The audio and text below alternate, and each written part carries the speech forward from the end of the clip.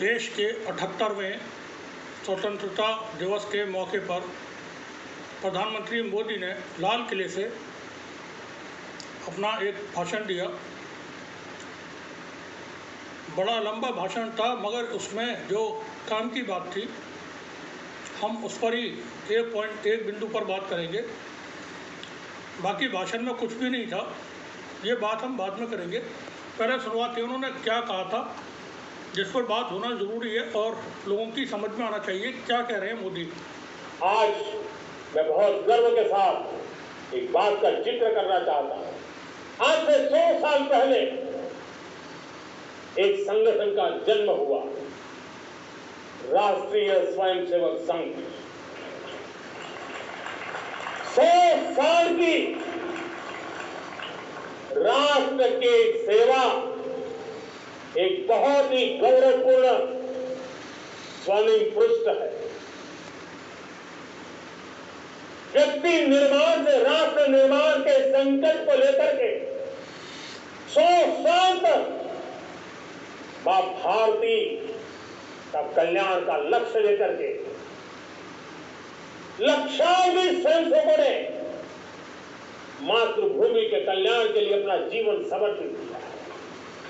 सेवा, समर्पण, संगठन और अप्रतिम अनुशासन जिसकी पहचान नहीं है, ऐसा राष्ट्रीय स्वयंसेवक संघ दुनिया का ये सबसे बड़ा एनजीओ है। इस प्रकार से 100 साल का उसका समर्पण का इतिहास है। आज लाल किले की प्राचीर से 100 साल की राष्ट्र सेवा की यात्रा में योगदान करने वाले सभी स्वयंसेवकों को आदरपूर्वक स्मरण करता हूं और देश गर्व करता है राष्ट्रीय स्वयंसेवक संघ की इस 100 साल की भव्य समर्पित यात्रा को, और हमें प्रेरणा देता रहेगा। मेरे प्यारे देशवासियों, यह वो भाषण है जो प्रधानमंत्री मोदी ने आज 15 अगस्त को लाल किले पर, जब वो देश के लोगों को संबोधित कर रहे थे, उस वक्त दिया। वो इस मौके पर आरएसएस के ब्रांड एम्बेसडर की तरह, आरएसएस के संरक्षक की तरह, आरएसएस के प्रमुख की तरह आरएसएस को लाल किले से ये बताना चाहते थे कि देश पर आरएसएस का कब्जा है और देश में आरएसएस की हुकूमत है। प्रधानमंत्री मोदी ने एक तरह से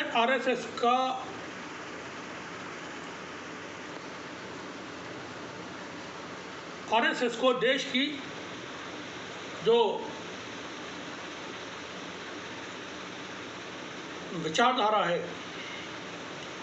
मौजूदा जो विचारधारा है देश की, उसमें स्थापित करने की कोशिश की और स्थापित लगभग कर दिया है।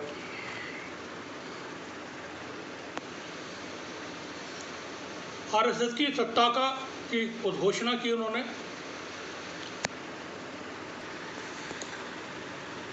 आज देखा देश ने कि लाल किले से जो बोल रहा है देश का प्रधानमंत्री, वो घबराया हुआ, डरा हुआ महसूस कर रहा है। वो झुका हुआ था एक तरह से। किन वजहों से, क्या ऐसी चीज़ें हैं, परिस्थितियां कौन सी हैं, तो प्रधानमंत्री मोदी यहाँ भी उस दाव में नज़र आए। स्वतंत्रता दिवस देश का था, आरएसएस का नहीं था। आरएसएस का क्या इतिहास है, क्या योगदान है देश के लिए, क्या करता रहा है, वो किस तरह से करता रहा है, यह सबको जानकारी है। अब कोई नई चीज़ नहीं है लोगों को जो जानकारी न हो। लेकिन ऐसे ख़ास मौके पर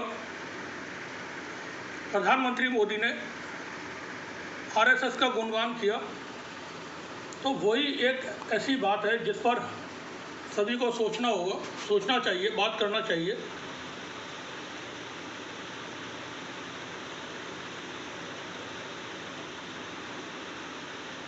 राज अभिषेक एक तरह से मोदी ने आज आरएसएस का किया है, ऑफिशियली आरएसएस को इंजेक्ट कर दिया है देश के सिस्टम में। आज उन्होंने घोषणा की कि देश में आरएसएस का जो निज़ाम है, जो सिस्टम है, वो चलेगा, वो लागू है।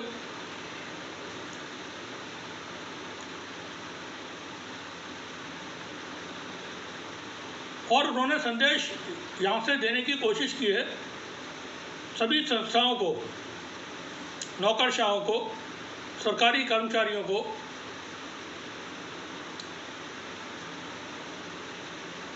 कि अब जो देश है वो गांधी का देश नहीं रहा है, अब ये सावरकर का देश है, आरएसएस का देश है। और आरएसएस के तरीके से, जैसा आरएसएस देश को चलाना चाहेगा वैसे चलाएंगे। उन्होंने ये भी साफ किया कि आरएसएस उनके अपने कंट्रोल में है पूरी तरह। कोई भी कार्यवाहक संरक्षक हो, संचालक संघ हो, या जो भी पदाधिकारी आरएसएस के, वो सब उनके अपने कार्यकर्ता हैं।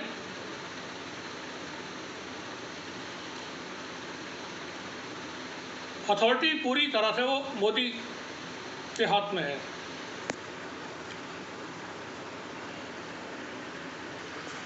कुछ और बातें भी की प्रधानमंत्री मोदी ने, बता देते हैं उनके भाषण की कुछ अहम बातें। परमाणु युद्ध की धमकी अब हम सहने वाले नहीं, घर में घुस के मारेंगे, ऑपरेशन सिंदूर करेंगे। इसका मतलब ये हुआ पानी और खून एक साथ नहीं बहेगा, तो खून बहा इसलिए पाकिस्तान के साथ सिंधु समझौता हमें मंजूर नहीं। फिर हम अंतरिक्ष में अपना स्टेशन बनाएंगे, वोकल फॉर लोकल को मंच बनाएंगे। समय की मांग है जीएसटी की समीक्षा हो, रोज़मर्रा की चीज़ें सस्ती हो जाएंगी, नागरिकों पर टैक्स का बोझ कम होगा। इस साल के अंत तक भारत में बनी चिप बाजार में आएगी, ऐसा प्रधानमंत्री मोदी ने अपने भाषण में और बातों भी। प्रधानमंत्री मोदी के लाल किले से दिए भाषण में देश के नौजवानों के लिए कुछ भी नहीं था, मजदूरों के लिए कुछ भी नहीं था, किसानों के लिए कोई बात नहीं थी, गरीबों के लिए कुछ भी नहीं उसमें।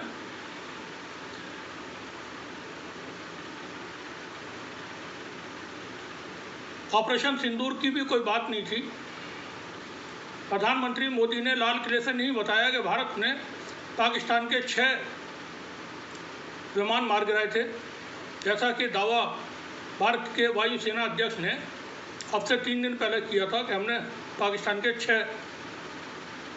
अब ये बात प्रधानमंत्री मोदी को लाल किले से पूरे देश को ज़रूर बताना चाहिए थी कि भारत ने पाकिस्तान के 6 फाइटर जेट मार गिराए थे ऑपरेशन सिंदूर के दौरान।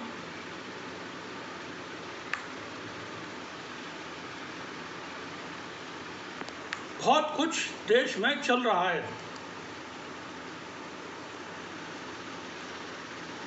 बहुत कुछ देश के अंदर चल रहा है। ऑपरेशन सिंदूर के बाद मोदी को ये मालूम हो गया कि पूरी दुनिया में उनका कोई नहीं है। भारत के साथ एक भी देश, दुनिया भर से कोई भी देश वो खड़ा नहीं हुआ, किसी ने भारत की कोई मदद नहीं की। और डोनाल्ड ट्रंप जब दिल चाहा उनका उन्होंने मजाक उड़ाया, मोदी को बिल्कुल मस्खरा साबित कर दिया उन्होंने। 35-36 बार अब तक ट्रंप ये कह चुके हैं कि मैंने सीज फायर करवाया भारत और पाकिस्तान के बीच। आज भारत को के प्रधानमंत्री को लाल किले से बताना चाहिए था कि ऑपरेशन सिंदूर में भारत ने 6 फाइटर जेट पाकिस्तान के मार गिराए थे। सेना से झूठ बुलवाने की प्रथा चलन मोदी के वक्त में डाली गई है। सेना इंस्ट्रूमेंट नहीं है बिल्कुल भी। राजनीति अलग है, सेना अलग है। सिंदूर ऑपरेशन से पहले सरकार ने कहा हमने सेना को फ्री हैंड दे दिया है। क्यों? फिर राजनीति की जरूरत कहाँ है? सेना को फ्री हैंड नहीं दिया जा सकता किसी भी सूरत में। जो पॉलिटिकल विल है, पॉलिटिकल लीडर्स हैं, उनकी जिम्मेदारी बनती है कि वो राजनीतिक रूप से आकलन करके सेना को आदेश दें, आप ये काम करिए। सेना से नहीं कहा जाता है कि आप जो चाहें करिए।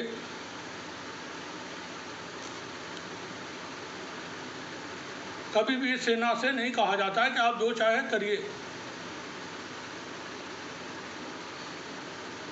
और सेना को अपने राजनीतिक फायदे के लिए झूठ बुलवाने के लिए मजबूर नहीं किया जाता है। भारत के वायुसेना अध्यक्ष बता रहे थे हमने 6 फाइटर प्लेन पाकिस्तान के मार गिराए। 3 महीने बाद उनको ये ख्याल आया कि अब बताना चाहिए, और उसके 2 दिन बाद भारत के CDS सेना प्रमुख बयान देते हैं कि एक युद्ध कभी भी हो सकता है और पूरे देश को मिलकर के लड़ना होगा। और प्रधानमंत्री मोदी 15 अगस्त को CDS के बाद लाल किले से बता रहे हैं RSS के 100 साल होने का, RSS की स्थापना के 100 बरस होने का वहाँ से गुणगान कर रहे हैं। कुछ चीज़ें हैं, बहुत गहराई से आप सोचें, थोड़ा बारीकी के साथ। कुछ है जो पक रहा है।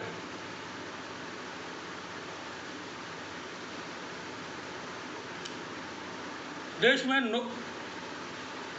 वोट चोरी इस वक्त बड़ा मुद्दा बना हुआ है।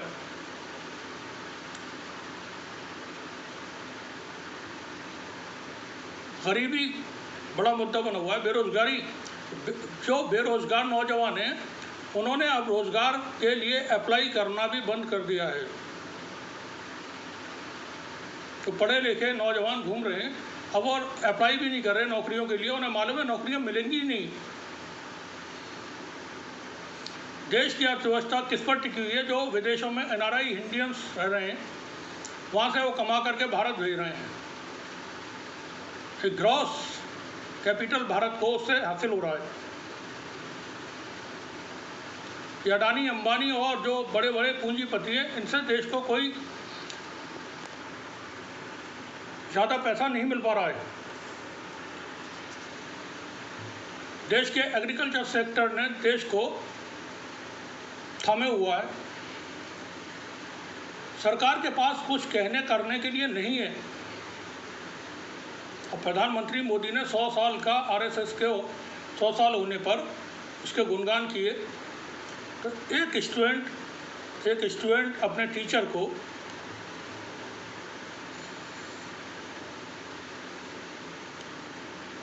जो अंगूठा काट के देता है, तो उन्होंने टीचर का अंगूठा काट लिया, अपना नहीं। गुरु से उन्होंने गुरु दक्षिणा हासिल की।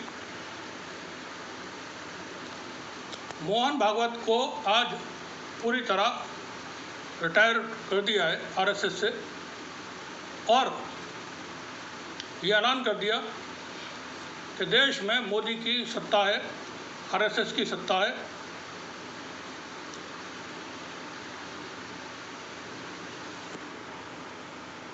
एक जिस दिशा में देश जा रहा है वो बड़ी खतरनाक है। आप देखते रहें, ये मंसूबा कम वक्त के लिए नहीं है, ये बहुत लंबे वक्त के लिए मंसूबेबंदी है।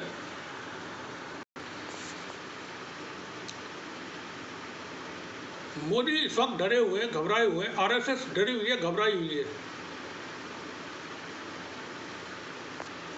बहुत ज़्यादा पैनिक में है दोनों ही। सत्ता जाने का डर है।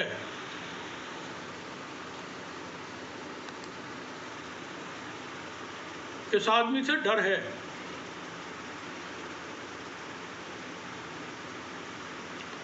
आरएसएस के 100 साल।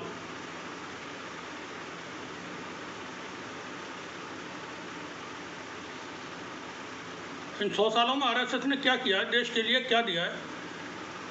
किसी के पास कोई जवाब हो?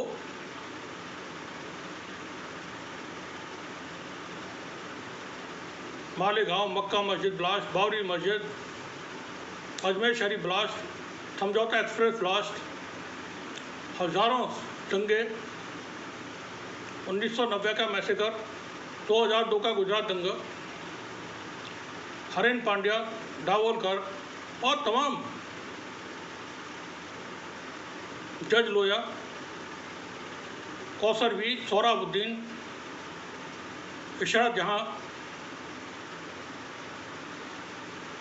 ये सब आरएसएस के सिस्टम का दिया हुआ ही तो है। अब ऑफिशियली आरएसएस का राज देश में है, इस बात का ऐलान प्रधानमंत्री मोदी ने लाल किले से किया है।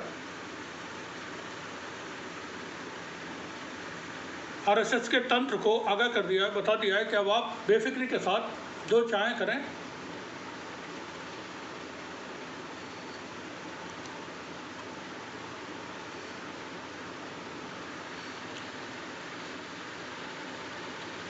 आपने ऑपरेशन सिंदूर पर कोई बात नहीं की, आपने टैरिफ पर कोई बात नहीं की, आपने दुनिया में जो नए नए चैलेंजेस पैदा हो रहे हैं, नया वर्ल्ड ऑर्डर बन रहा है। आज पुतिन और ट्रंप की मुलाकात हो रही है, यूक्रेन में वॉर चल रही है, गाजा में तबाही हो रही है।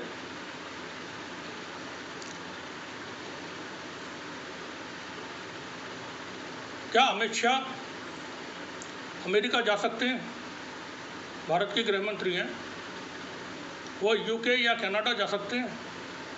एक बार भी विदेश यात्रा पर नहीं गए अमित शाह 11 साल में, जब से बीजेपी की हुकूमत है। क्या आज की तारीख में गौतम अडानी या अजीत डोवाल अमेरिका जा सकते हैं?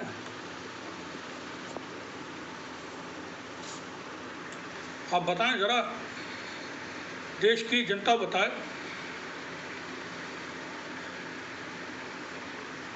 ऐसे संगठन को लेकर के आज गुणगान किए प्रधानमंत्री मोदी ने, जिसका आपराधिक रिकॉर्ड है, और वो रिकॉर्ड कोई सरसरे तौर पर नहीं है।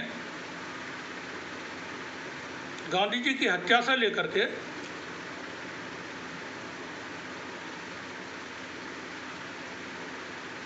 इंदिरा गांधी की हत्या, राजीव गांधी की हत्या, बाबरी मस्जिद, गुजरात मैसेकर, उड़ीसा मैसेकर, तमाम घटना है जिसमें आरएसएस का खूनी किरदार आपको नजर आएगा। लेकिन प्रधानमंत्री मोदी ने उस संगठन की बड़ी तारीफ की है। दुनिया का सबसे बड़ा एनजीओ है आरएसएस। प्रधानमंत्री इस बात की जिम्मेदारी लेंगे उस संगठन का कोई भी रजिस्ट्रेशन क्यों नहीं है अभी तक, वो इस बात का जवाब दें, या आरएसएस पर जो सवाल खड़े होते हैं उसके जवाब सरकार को देने चाहिए। एक डिपार्टमेंट, एक मिनिस्ट्री अलग से बनाए जो आरएसएस के लिए हो। वैसे तो सभी आरएसएस के हैं, मगर आरएसएस के वेलफेयर के लिए, आरएसएस के उत्थान के लिए अब ये इतने सारे जो मुख्यालय बने हैं आरएसएस के, कहाँ से पैसा आया उसके लिए?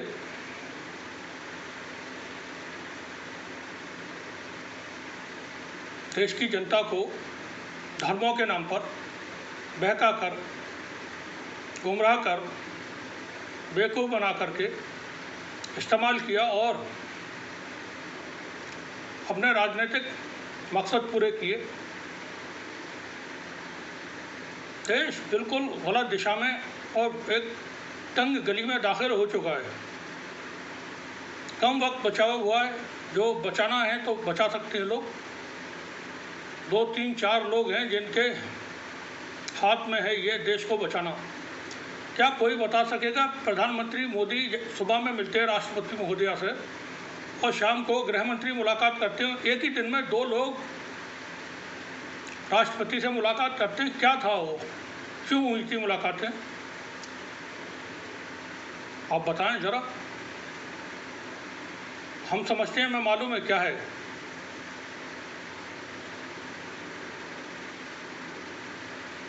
किसी भी सूरत में मान के चलिए जो समर्थक हैं एनडीए के, वो अगर अपना समर्थन वापस ले लेते हैं और बात आती है कि मोदी सरकार इस्तीफ़ा दे या अपना बहुमत साबित करे, तो ना तो प्रधानमंत्री मोदी इस्तीफ़ा देंगे, ना वो बहुमत साबित करेंगे, पार्लियामेंट भंग की जाएगी और राष्ट्रपति की तरफ से कार्यकारी प्रधानमंत्री मोदी बने रहेंगे अगले आदेश तक, और इस पीरियड में कुछ भी होगा, हो सकता है, हो जाएगा। तमाम संभावनाएं हर तरह की।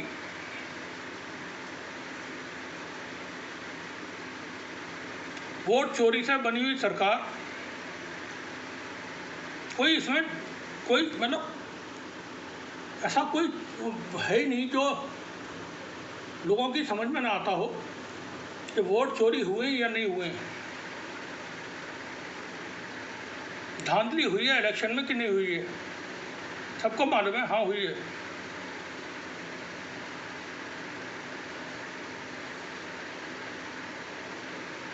अब आरएसएस को पूरी तरह से देश के सिस्टम पर बैठा दिया गया है। प्रधानमंत्री मोदी ने इसका ऐलान लाल किले से किया है। देश के तमाम लोगों को, 140-150 करोड़ लोगों को मुबारक हो आरएसएस का राज। शुक्रिया आप सभी का।